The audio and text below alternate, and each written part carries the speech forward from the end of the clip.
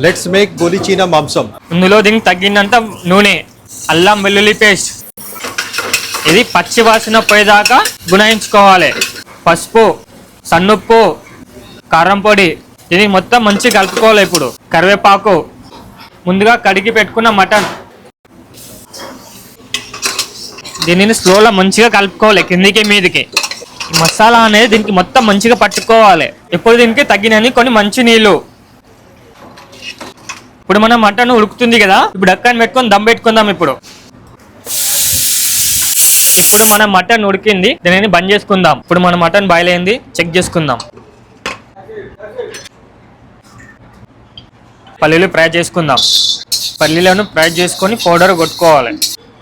నూనె, లవంగాలు, ఇలాచి, దాల్చిన చెక్క, ఈ మంచిగా గుణించుకున్న తర్వాత ముందుగా కట్ చేసి పెట్టుకున్న ఉల్లిగడ్డలు. ఇప్పుడు దీనిలో కొన్ని ఎండుమిరపకాయలు, పచ్చిమిరపకాయలు, కరివేపాకు, అల్లం వెల్లుల్లి పేస్ట్, పసుపు, ఇందులో కొంచెం సన్నుప్పు. ఇది ఎందుకంటే మటన్లు కూడా వేసినాం కదా, కొంచెం తక్కువ వేసుకోవాలి ఇందులో తడకాల. ఇప్పుడు మనం ముందుగా ఉడకపెట్టుకున్న మటన్ వేసుకుంటున్నాం.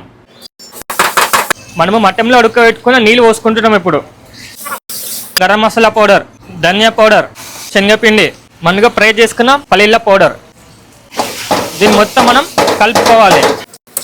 మనం గోలించుకున్న మటన్ రెడీ అయింది. పైనుంచి కొంచెం కొత్తిమీర వేసుకుందాం. మనకు గోలించిన మాంసం రెడీ అయింది. దీన్ని ప్లేట్లో తీసుకుందాం. ఇప్పుడు